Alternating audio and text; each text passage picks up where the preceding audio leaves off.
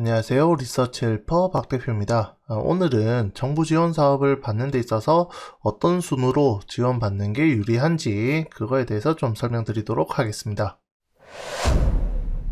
네, 이 지원 사업 로드맵을 보면서 좀 설명드릴 건데, 우리가 생애 최초나 예비 창업 패키지나 이런 지원 사업들을 받을 때 어떤 거 먼저 받는 게 좋냐라고 하면 생애 최초 먼저 받는 게 좋습니다.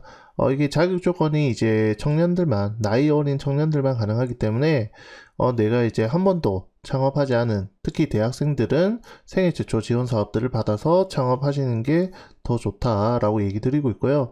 일반적인 경우에는 예비 창업 패키지 또는 창업 중심 대학에서 지원해주는 이 예창패 지원 사업을 통해 가지고 창업을 하고, 그런 다음에 이 선정이 되고 협약하면서 이 지자체 지원을 받습니다.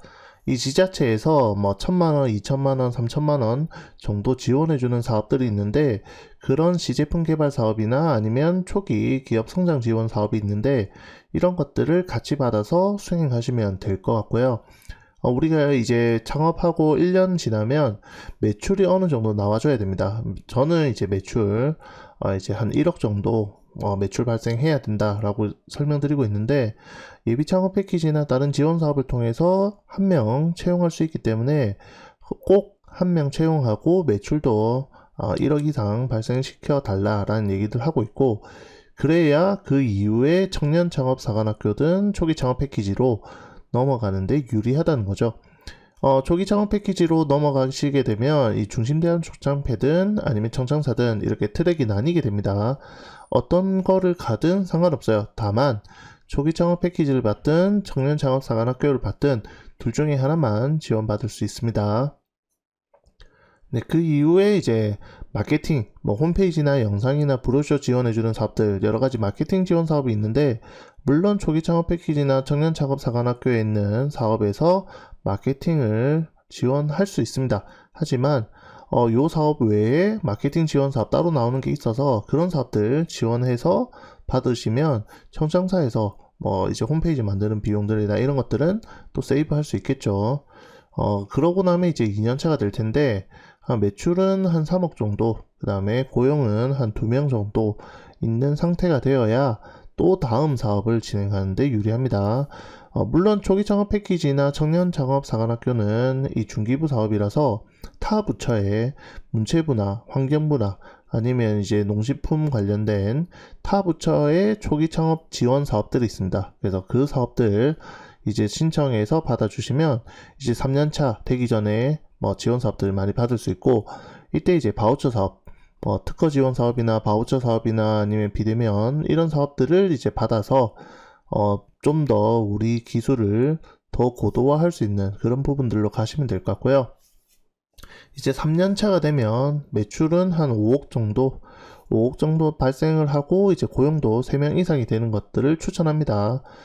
IP 나래를 좀 빨리 시작하시는 분도 있는데, 저 같은 경우에는 IP 나래는 뭐 언제 하든 크게 상관없기 때문에 나중에 진행해도 됩니다. 그리고 IP 바로 가기에서 또 이제 지재권 확보할 수 있는 사업도 있기 때문에 IP 나래하고 그 다음에 IP 바로 가기 이런 순으로 진행해 주시면 좋을 것 같고요. 그 다음에 이제 디딤돌 R&D, 우리가 이제 3년 지나면서부터 바로 창업 도약 패키지로 가는 게 아니라 디딤돌 R&D를 먼저 하시는 것들을 저는 추천하고 있습니다.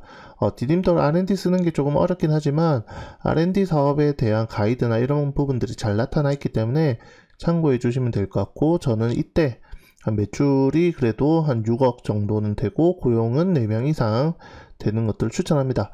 매출이 꼭 6억 나야 되냐, 6억 나지 않는다고 해서 디딤돌 사업 못하냐, 그런 건 아닙니다. 하지만 그래도 매출이 4년차 됐을 때는 매출이 6억 이상 올라가 주는 것들을 저는 추천하고 있고, 그 다음에 이제 5년차가 지났을 때 매출이 한 10억 이상이 되는 정도가 됐을 때 창업 도약 패키지를 진행해 하시는 것들을 추천하고 있어요. 그러니까 이제 3년 넘었다고 해서 바로 창업 도약 패키지를 가는 게 아니라 5년차, 6년차, 7년차 이때 신청해도 무방합니다. 창업도약 패키지, 그 다음에 창업중심대학에서 창업도약 패키지와 유사한 사업들을 하고 있으니까 그 사업들을 진행해 주시면 되고, 그리고 이제 R&D 끝나고 났으니까 이제 그 다음 버전 전략형이나 지역 주작 사업, 그 다음에 이제 콜라보 R&D 같은 거, 이런 것들을 이제 진행해 주시면 될 것 같은데, 이때 이제 6년차, 이제 매출이 10억이 넘어가고, 그 다음에 고용도 8명 이상 되는 형태가 된다고 하면, 이제 창업도약 패키지를 끝내고 타 부처에 또 창업도약 패키지처럼 7년 이하 지원해주는 사업도 있습니다.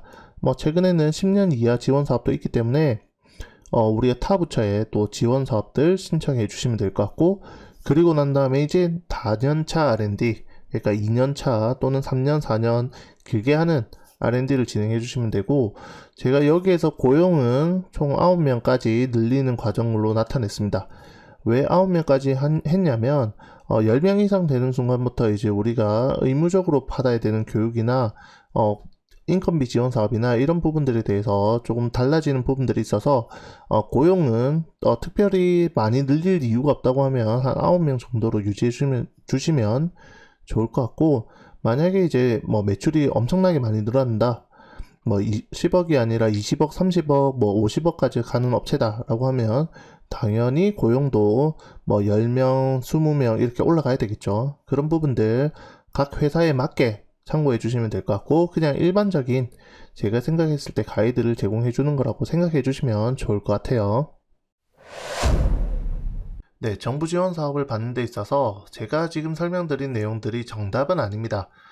다른 방법으로도 지원을 많이 받을 수 있기 때문에 어떻게 받느냐, 그 다음에 어떤 식으로 지원을 더 많이 받을 거냐 하는 부분은 본인의 아이템들이 더 많아야 되고, 그 다음에 매출이나 고용도 따라줘야 이 지원 사업들을 많이 받을 수 있다는 점 명심해 주시고, 많은 지원 사업들 받으시면 좋을 것 같습니다. 네, 이상으로 리서치 헬퍼 박 대표였습니다.